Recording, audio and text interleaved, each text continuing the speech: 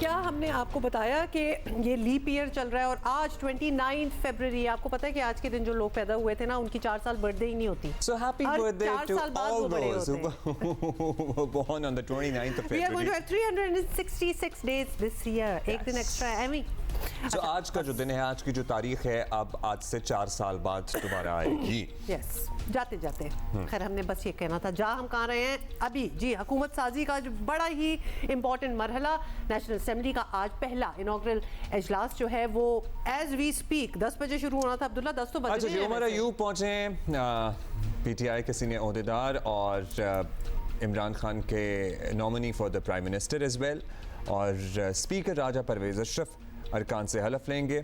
अली मोहम्मद खान भी पहुंच गए हैं, ज़रताज गुल साहिबा, ये तमाम वो आज़ाद उम्मीदवारान हैं जो पीटीआई की हिमायत से जीते, और पीएमएलएन के और दीगर जो हुकूमती जमातें जो हुकूमत बनाएंगी उनके मुश्तरका उम्मीदवार शहबाज शरीफ भी पहुंच गए हैं। इस्लामाबाद का मौसम भी अच्छा लग रहा है, सिक्योरिटी के भी सख्त इंतजामात हैं। बस I just feel bad for those जो कि बिल्कुल तैयार थे अपने घरों से आने के लिए, विजिटर्स गैलरी में बैठने के लिए। बिल्कुल, आपको जल्दी से ये भी बता दें कि विजिटर गैलरीज बिल्कुल जिनको पास मिला हुआ था, जो they must have been excited. By the way बड़ा इंटरेस्टिंग मरहला होता है, एक दफ़ा मैं भी गई थी बहुत साल पहले, तो वो आज नहीं जा सकेंगे। They will not be able to witness it क्योंकि फॉर सिक्योरिटी रीजंस उनके पास से सुबह सुबह वापस ले लिए गए हैं उनके इन्विटेशंस बेसिकली। यस, अच्छा जी, शहबाज शरीफ साहब भी हमें नजर आ रहे हैं और अच्छी बात है कि उन्होंने मास्क पहना हुआ पहुंच चुके हैं। बड़े ही चले मास्क उतार दिए, लेकिन अच्छा अगर ये प्रेसिडेंट सेट कर दे मास्क। पता है लोग यूजुअली क्या करते हैं कि जब गाड़ी में दूसरे लोगों के साथ ट्रैवल कर रहे होते हैं तो मास्क पहन लेते हैं, because air conditioning close proximity में होती है, air condition and everything, and जब खुली फजा में आए तो उतार देते हैं। मैं भी यूजुअली ये करती हूं। It's good to see that he was wearing a mask. अच्छा जी, और आज ही नॉमिनेशन पेपर्स जमा कराए जाएंगे for speaker and deputy speaker. Senior सहाफ़ी तज्ज़ियाकार मज़हर अब्बास साहब भी कुछ देर में हमें ज्वाइन करेंगे। बाकी ये भी बताया जा रहा है कि वज़ीर आज़म का जो इंतखाब है अब 4 मार्च को होगा। सो 3 को कागजात नामज़दगी जमा कराए जाएंगे वज़ीर आज़म के इंतखाब के लिए, और 4 मार्च को वज़ीर आज़म का इंतखाब होगा जो कि मोस्ट लाइकली शहबाज शरीफ ही बनेंगे, जो नंबर्स इस वक्त कौमी असम्बली में सामने आ रहे हैं। ये देखना बड़ा इम्पॉर्टेंट है कि आज का इजलास खुशउस्लूबी से, बगैर शोर शराबे, हुल्लड़बाजी और नारेबाजी के खत्म हो जाते हैं। चले नारेबाजी तो होनी चाहिए, हो जाएगी। कल हमने केपी की असेंबली में देखा है कि उधर क्या हुआ था, जो कि हमें इसलिए थोड़ा सा स्ट्रेंज लगा क्योंकि ऑब्वियसली वहाँ अक्सरियत तो पीटीआई की है, तो उन्होंने इतना शोर इसी पे शराबा बात कर लेंगे। उमर चीमा सीनियर जर्नलिस्ट हमारे साथ मौजूद हैं, मज़हर अब्बास साहब सीनियर एनालिस्ट हमारे साथ मौजूद हैं। मज़हर साहब, कोalition गवर्नमेंट बनने जा रही है, शहबाज शरीफ उसका चेहरा होंगे, वज़ीर आज़म होंगे। अभी इनका रीसेंट ही तजर्बा है पूरी कौम को भी, और मौलाना फजलुर रहमान को भी रात को मनाने की कोशिश की है। क्या लगता है आपको, कितनी सस्टेनेबल होगी ये जो नई हुकूमत बनने जा रही है इस मरतबा? शुक्रिया। देखिए, अभी तो ये देखना है कि इस वक्त जब पीटीआई के जिस तरह के का, और मैं भी देख रहा था उमर अयूब और अली मोहम्मद खान और पीटीआई के दीगर लोग सेशन में आए हैं। कल एक नुक्ता ये आया था कि शायद क्योंकि इस कौमी असम्बली के सेशन पे उनको एतराज़ है कि सदर ने नहीं बुलाया। देखना है उनकी स्ट्रेटजी क्या होती है। वो सदर ने नहीं, वही मैं कह रहा हूँ, देखना यह है कि उनकी स्ट्रेटजी क्या होती है। क्या वो जाके ओथ लेते हैं, ओथ लेने के बाद कोई एहतजाज करते हैं, या ओथ ही नहीं लेते आज जाके? सर मोस्ट लाइकली ओथ तो लेंगे, क्योंकि हमारे पास, ये आपकी भी बात हो रही होगी, जितने लोग आ रहे हैं वो कह रहे हैं हम हलफ तो लेंगे, पार्लियामान के अंदर भी अपनी सियासत करेंगे जो जिस तरह की उनकी सियासत है। बट वो अब उमर चीमा के पास भी आएंगे, चले उनसे ज़रा और खबरें ले लेते हैं। हम जो स्पेक्युलेट कर रहे हैं कि वो कुछ कर सकते हैं, ओथ लेंगे कि नहीं लेंगे, एहतजाज होगा नहीं होगा, तो होगा हम क्या एक्सपेक्ट कर रहे हैं कि आज ऑब्वियसली इतनी खामोशी से तो ये सारा मामला नहीं गुजर सकता। जी चीमा साहब, देखिए, मेरे ख्याल पीटीआई ने माजी से ये सबक ज़रूर सीखा है कि वो ओथ लेंगे और वो पार्लियामेंट में रहेंगे, और उनका जो माजी का तजर्बा है वो इतना कामयाब नहीं रहा जिसमें उन्होंने सोचा कि हम कोई एक पार्लियामेंट से बाहर अपने एजिटेशन के ज़रिए अपनी बात मनवा सकेंगे। और फिर ये है कि अभी तो अगर सारी चीज़ें दुरुस्त चलती हैं तो 5 साल आगे हैं। अब ये तो नहीं कहा जा सकता ना जी कि आप 6 माह के बाद इलेक्शन कराएं। तो ओथ वो लेंगे, अपना प्रोटेस्ट वो रजिस्टर करते रहते हैं। कभी जिस तरह ये सदर साहब को पहले उन्होंने लगाया कि आपने इजलास नहीं बुलाना, जब उन्हें पता चला कि इसके अलावा चारा नहीं है तो ये फाइनली ये चीज़ भी होगी। ओथ वो लेंगे, पार्लियामेंट में बैठेंगे। अब जो वहाँ पे कैसे चेंज ऑफ हार्ट हुआ उमर? अचानक से 11:15 बजे उनको मशवरा दिया उनके कानूनी माहिरीन ने कि भाई आप पे संगीन मुकदमात बन सकते हैं, या बस उन्होंने सोचा चलिए इस उम्मीद के साथ कि मामला सेटल हो जाएगा, मैं कर देता हूँ दस्तखत? देखिए मेरे ख्याल दोनों चीज़ें हैं। एक तो ये है कि अगर मैं यानी कि मैं सदर साहब की बात कर लेता हूँ अपनी, मैं क्या करूँ, अगर सदर साहब को आर्डर देते हैं और उनका आर्डर जो है वो एक गैर मौसर हो जाता है तो इसमें उनके लिए भी सुबकी है। दूसरा, कोई ऐसा आर्टिकल 6 तो उन पे लगने नहीं जा रहा था, लेकिन यही है कि उन्होंने अपना एक प्रोटेस्ट रजिस्टर कराया। और मेरी जो इन्फॉर्मेशन है वो ये है कि सदर साहब के पहले नॉलेज में था कि ये तरीका दुरुस्त नहीं है, लेकिन जो इमरान खान है जिस अंदाज में वो समझते हैं, तो सदर साहब ने फिर वही रूट इख्तियार किया कि चलें मेरी इस दौरान सुबकी होगी और उसके बाद खान साहब को समझ लगेगी कि मैं कोई गलत नहीं कर रहा था, यही तरीका था। अगर मैं इस तरीके से नहीं चलता तो खान साहब समझेंगे कि मैं दूसरी साइड के साथ मिला हुआ हूँ। और वैसे भी उनका टाइम जो है वो ख़त्म भी हो रहा है, तो अपनी पार्टी के साथ वफादारी का उनका तकाजा भी यही था। तो यही बात है। और अगर वो वैसे कर भी लेते यानी कि क्या उसमें कुछ हो सकता था? कुछ भी नहीं हो सकता था। तो लिहाजा इसके अलावा उनके पास ऑप्शन ही कोई नहीं था। अच्छा वज़ीर साहब, कल जो हमने खैबर पख्तूनख्वा की असेंबली में देखा है, जो एक बहुत ही अनफॉर्चुनेट, जो कि हम पता नहीं अब कहना चाहिए कि हम एक्सपेक्ट कर रहे थे, नहीं कर रहे थे, वैसे टू बी ऑनेस्ट इतनी एक्सट्रीम हम एक्सपेक्ट नहीं कर रहे थे। कुछ इस किस्म का ड्रामा आज आप देख रहे हैं नेशनल असेंबली में होते हुए?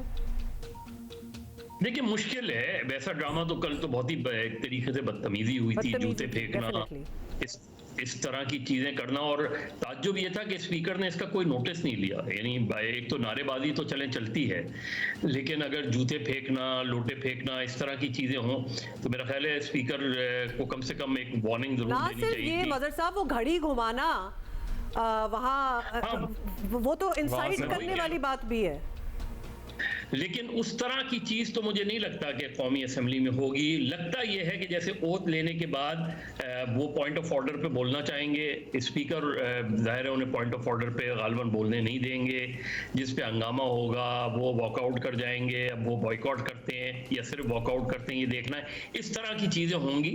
लेकिन ऐसा लगता नहीं कि ऐसा राउडी जो है, जिस तरह अभी उमर कह रहे थे, देखिए पीपल्स पार्टी ने भी सबक सीखा है कि जी आप बॉयकॉट, या आप जैसे इलेक्शन का 85 में उन्होंने बॉयकॉट किया था, उसको नुकसान हुआ उन्हें, तो आप सिस्टम से बाहर नहीं रह सकते। या तो आप इतना इफेक्टिव बॉयकॉट करें जैसे हमने 77 में देखा था, तो वो तो होता नहीं लगता।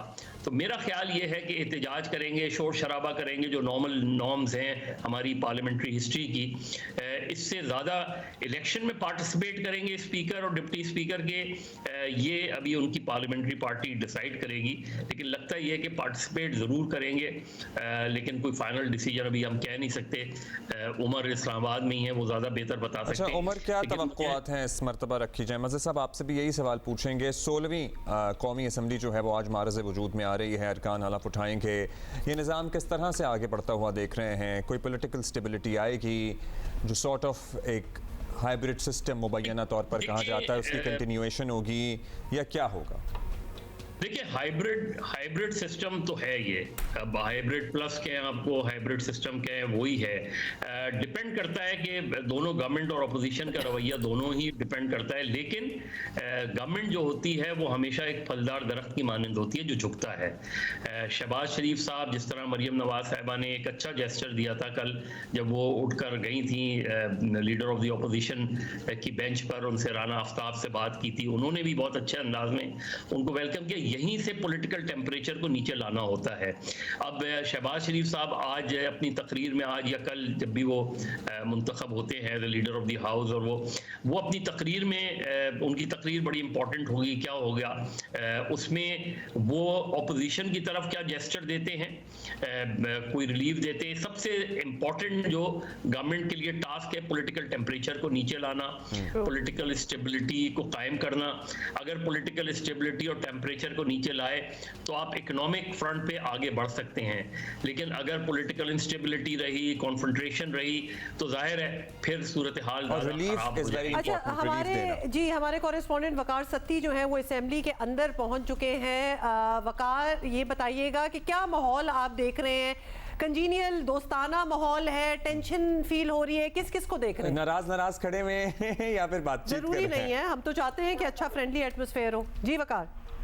देखिए, बहुत शुक्रिया आपका। देखिए, अभी इजलास का टाइम तो 10 बजे था और लोगों की आमद का सिलसिला वो जारी है, लेकिन अभी बाहर काफी लंबी रश है। कुछ विजिटर्स जो है वो भी आना चाह रहे थे, लेकिन यहाँ पर जो विजिटर्स के वो दावतनामे थे ऑफिस से वो कैंसिल कर दिए गए हैं और इजलास थोड़ा सा ताखीर का शिकार है। लेकिन तो यही है कि ये जो ऐवान का माहौल है वो बहुत ज्यादा नहीं बिगड़ेगा, केपीके वाली असेंबली वाला साथ नहीं होगा। लेकिन अभी यहाँ पे लोगों की आमद का सिलसिला जारी है। मैं देख रहा हूँ कुछ चेहरे बिल्कुल नए जो पहली दफा यहाँ पर आए हैं, कुछ बड़े सीजनल और वो पुराने लोग भी यहाँ पर आते हुए नजर आ रहे हैं। तो इजलास सबसे कुछ देर बाद शुरू होगा और देखते हैं कि फिर अंदर कैसा माहौल रहेगा। जो पीटीआई के आज़ाद अरकान हैं और जो पीएमएलएन के मेंबर्स हैं या पीपीपी के मेंबर्स हैं, मतलब सब मामला ठीक हैं या फिर अलग अलग जरा दूर दूर खड़े हुए हैं? वैसे तो दोस्ती हैं आपस में बहुत सारे लोग। अब्दुल्ला, इसमें बहुत सारे लोग ऐसे हैं जो एक दूसरे को जानते हैं, काफी अरसे से इकट्ठे सियासत कर रहे हैं, मुख्तलिफ जो है वो सियासी जमातों में भी वो रहे हैं और बड़े दूरअंदेश किस्म के लोग हैं और उनके आपस में नजरियाती इख्तलाफ अलग हो सकता है, उनके साथ उनका ताल्लुक मुख्तलिफ जमातों से हो सकता है। लेकिन बहुत सारे लोग ऐसे हैं जो काफी सीनियर हैं, संजीदा हैं और मुल्क की तामीर तरक्की में उनका पहले भी किरदार रहा है, आगे भी मिलकर चला जा सकता है और एक दूसरे का काफी अदब एहतराम भी वो करते हैं। और देखते हैं कि अब जो आज 16वीं अच्छा, उमर हमारे साथ मौजूद हैं। थैंक यू वकार, हम आपसे जानते रहेंगे। उमर, वही सवाल जो मज़हर साहब से किया था हमने, आप का क्या ख्याल है उस बारे में? अगर आप सवाल दोहरा दें। हाँ, मतलब किस तरह से मामलात आप आगे बढ़ते हुए देख रहे हैं? स्टेबिलिटी आएगी, नहीं आएगी? एट द सेम टाइम मौलाना को भी लास्ट मिनट में मनाने की कोशिश की गई है। What do you think, would he get on board? हाँ, मेरे ख्याल वो ऑन बोर्ड आ जाएंगे। मौलाना के पास इसके अलावा ऑप्शन नहीं है, ना वो पीटीआई के साथ चल सकते हैं। अल्टीमेटली पीडीएम के साथ ही उन्होंने चलना है। को मौलाना को कुछ स्पेस को पोजीशन की शक्ल में चाहिए, जिसके लिए वो अपना प्रोटेस्ट भी अपना रिकॉर्ड करा रहे थे और उनका अगर कोई प्रोटेस्ट को सुनेगा तो इन्होंने ही सुनना है, पीडीएम की जमातों ने। तो दोनों एक दूसरे का दर्द अच्छी तरह समझते भी हैं। जहाँ तक एक आगे जो फ्यूचर की बात है कि इस पार्लियामेंट का क्या बनेगा, एक ब्रेकिंग न्यूज़ दे दें भाई हम यहाँ पे आपको। पीएमएलएन के मियां नवाज शरीफ बहुत अरसे बाद, आपको पता ही है, बहुत ही ड्रामेटिक टर्न्स एंड ट्विस्ट्स आए उनके इस पॉलिटिकल जर्नी में, आज वापस पार्लियामान पहुँच गए हैं। So yes, that's the breaking news. जी उमर। हाँ, तो अब्दुल्ला, मैं कह रहा था कि अगले 6 माह इंतहाई अहम है। 6 माह इस सेंस में मैं कह रहा हूँ कि जो टेम्परेचर या जो टेम्पो पीटीआई सेट करेगी, मैं गवर्नमेंट की बात नहीं कर रहा, मैं पीटीआई की बात कर रहा हूँ। गवर्नमेंट की तरफ से आपको इतना प्रॉब्लम नजर नहीं आएगा। गवर्नमेंट जो है वो चाहेगी कि हम इनको साथ लेकर चलें। वो ऑलरेडी गवर्नमेंट बना चुके हैं, तो क्या कह रहे हैं? रिलीफ देगी इनको? बहुत से पॉलिटिकल मामलात हैं जिसमें रिलीफ दिया जा सकता है पॉलिटिकल टेम्परेचर नीचे लाने के लिए। हाँ, लेकिन यही है कि रिलीफ जो है आप इस तरह तो नहीं देते ना कि एक यूनिलेटरल रिलीफ नहीं होता। अगर कोई दूसरी साइड एग्री करेगी तो तब भी रिलीफ मिलेगा। मतलब बड़ा गिव एंड टेक होता है उस रिलीफ में भी। हाँ, तो ज्यादा जो एक उधर जो सूरत-ए-हाल नजर आएगी उसका फैसला पीटीआई नहीं करना है। अगर वो एक एजिटेशन की पॉलिटिक्स की तरफ जाते हैं तो ज्यादा सख्तियां भी होंगी। एटलीस्ट उनको आगे आने वाले टाइम में प्रोटेस्ट नहीं करने देंगे। पहले तो ये होता था ना कि जो एक पेज एक नहीं होता था, अब तो पेज भी एक ही है पीएम का और बाकी जो है। तो अगर 6 माह इनके ये चीजें मैनेज करने में कामयाब हो गए तो आगे शहबाज शरीफ साहब की मौजूदगी में मुझे को 5 साल वो पूरे करते नजर आ रहे हैं कि वो कर जाएंगे, यानी कि मेरे ख्याल हो सकता है कि पहले प्राइम मिनिस्टर हो जो 5 साल पूरे कर जाएं। चलिए मिलजुल उधर कर ही क्या होता है। हुकूमत। अच्छा मजहर साहब, MQM के साथ मामला तय पाए हैं इन लोगों के, आगे उधर क्या आप देख रहे हैं डेवलपमेंट? MQM तो अभी अपने ही मामलात में फंसी हुई है। जी, ये उनकी जो तो ऑडियो दो- लीक भी हो गई जिसको वो ऑन भी कर रहे हैं वैसे तो। वो ऑन भी कर रहे हैं और उनके इंटरनल जो है ये स्क्रूटनी भी हो रही है कि किसने ये ऑडियो लीक की थी। जिस मुस्तफा तरह कमाल के तो कहते हैं कि हमने टोटली आइडेंटिफाई जीरो इन कर लिया है क्योंकि उनको पहले ही शक था कि कौन है। ओहो, नहीं, वो तो कर लिया, लेकिन उसका क्या किया जिसको किया है उन्होंने आइडेंटिफाई, उसके साथ क्या किया उन्होंने। देखिए, मुस्तफ़ा कमाल साहब जो है वो इस वक्त ऑलमोस्ट डोमिनेट कर रहे हैं MQM पाकिस्तान, जिसपे खुद MQM के अंदर एक अच्छी खासी रिजनमेंट भी है इंटरनली। बहुत से लोग, ज़ाहिर है मुस्तफ़ा कमाल एक बड़ी डोमिनेटिंग फिगर है, खालिद मकबूल Siddiqui for his own reason, और उनकी सेहत भी काफ़ी डाउन रहती है।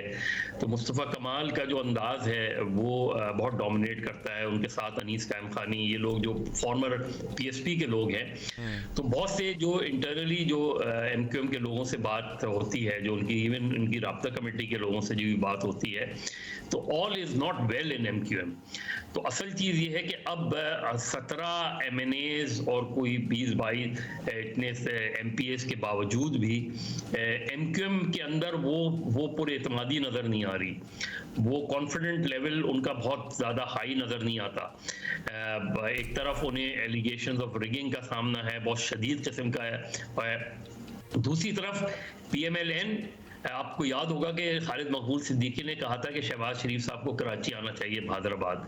शहबाज शरीफ नहीं आए, फिर इनको अगले दिन जाना चले पड़ा। गए थे। और फिर अगले दिन चले गए और कोई 5-6 दिन ये चक्कर लगाते रहे।